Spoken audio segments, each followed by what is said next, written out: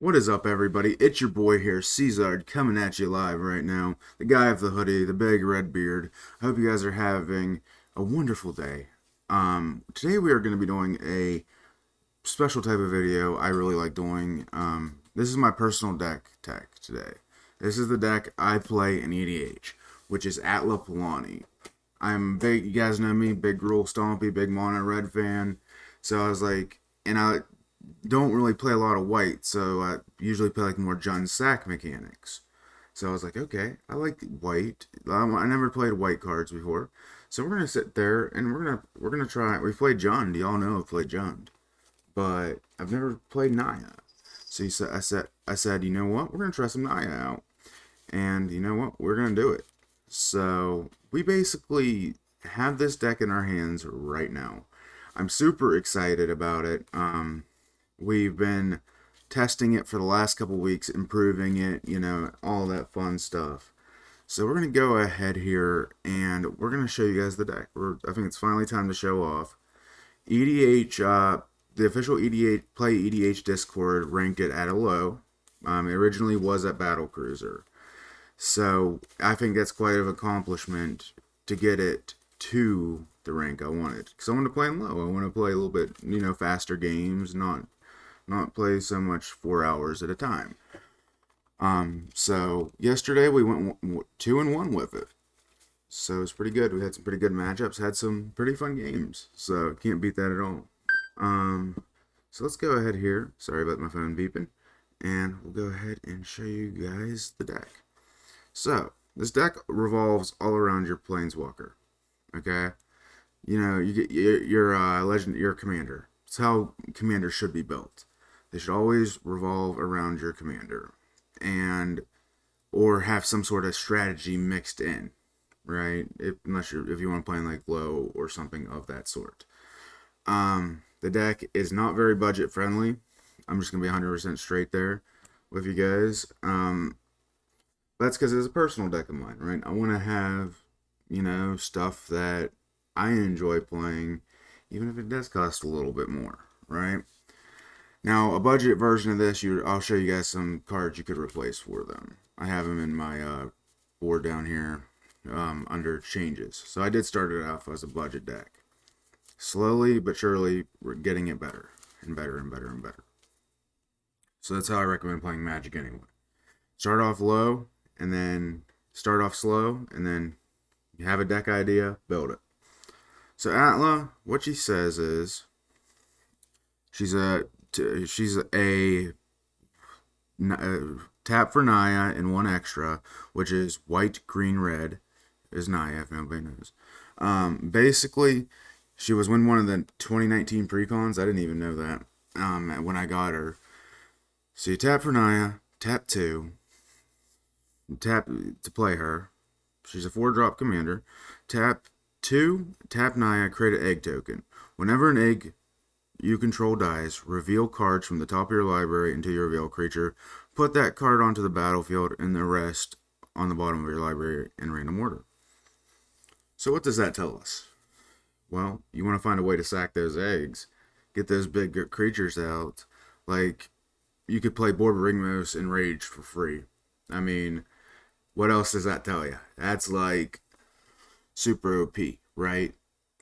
In itself, you're playing stuff for free. Anything for free is value. So the thumbnail in the video will make sense here in a second. So basically, with Atla, you want to create egg tokens. All right, that's the goal. But what if we can't? What if say you have a bunch of somebody wipes the board, right? Or you don't have a way to get rid of those eggs. Well, that's why we have certain enchantments and certain, like as you guys can see. Hang on, we have 11. This you guys don't want to see that. But basically, yes, you got like callings. You could even put as a budget or more budget card. Put the food one that turns when you sack creature turns into a food token, instead of draw.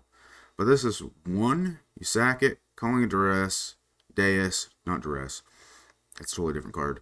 Draw a card for each charge counter.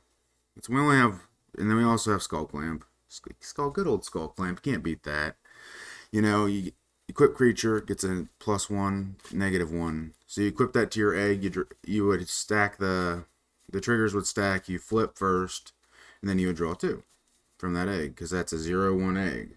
Instantly killing it. Insta kill. All right. So now we're gonna go into some more sack outlets here.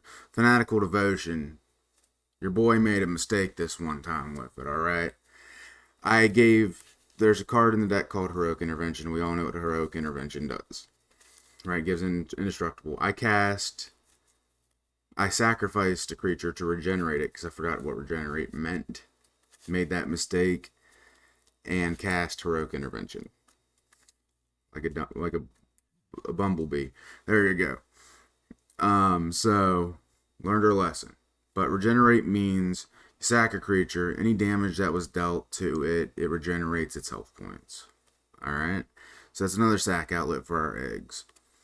Let me figure out here. Goblin Bombardment given. You deal one, you sack it, deal 1 damage to any target. Not bad. And it's instant sack too. It's for 2.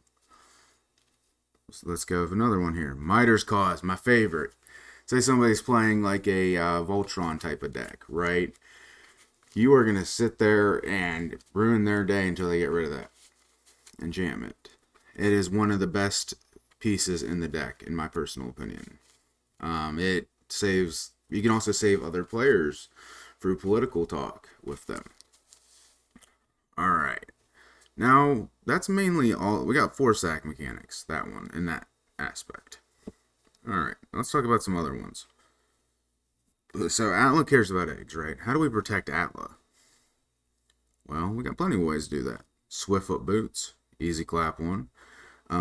So, it's a given. I mean, they're just 2 for 3. I'm always team Hexproof. I think it's better than Shroud 95% of the time. Let's find it here. The other one. And then we also have the Lightning Greaves. Of course, right? Lightning Greaves. Good old Lightning Greaves. 0 equip, 2 for 2. So it's more value, yes, but what if all of a sudden you can't target it because you have to save it or something? You have to save Atla. So that's why we don't run specific target spells for certain things. That we'll get into that here in a second. But say you're having trouble on getting your mana out. Let's put it that way. You're having trouble getting enough eggs to get value. Well, this card right here, Maxwood Nexus. It screams Atla Palani. It's like, rah, it's Atla. No, it's literally, it is disgusting. And you can also make a 2/2 blue shapeshifter. So every creature you have out on the battlefield, if this card is out, is an egg. Because it counts as every creature type because it's changeling. It's just nasty. So, and then we're going to go over this card because this is also, I consider this a sack outlet. You got Mirror Entity. A lot of people don't realize that Mirror Entity can turn all your creatures' base toughness to 0. So you got a full board, right? You got a full board of stuff you don't really need. And that was really common in the budget version I did of Mirror Entity. You got a full board, nothing you can do with it. Well, pay 0.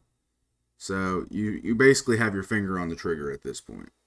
On the big red button. You have your finger on the big red button. Ready just to click it. That's how you do it. There's going to be a part 1 and part 2 of this video, by the way, guys, because it does take a while to explain an EDH deck strategy. So you put usually you would want to do this at the end of your opponent's turn before your next. So right at that point, you put your finger on the trigger pressing 0. Say they try to remove it. Unless it's split second, you just do it again. So that's how you do it. So you just press 0, count down to 0, 0, boom. That's the sack outlets. And then you just play these big, dumb, stupid creatures. So there will be a part 2. We're going to go and record that right after this. So let's go and do it now. Alright guys, be right back in a second. Let's go. Thank you guys for checking out the video. Hit like, subscribe, all that fun stuff. Bye.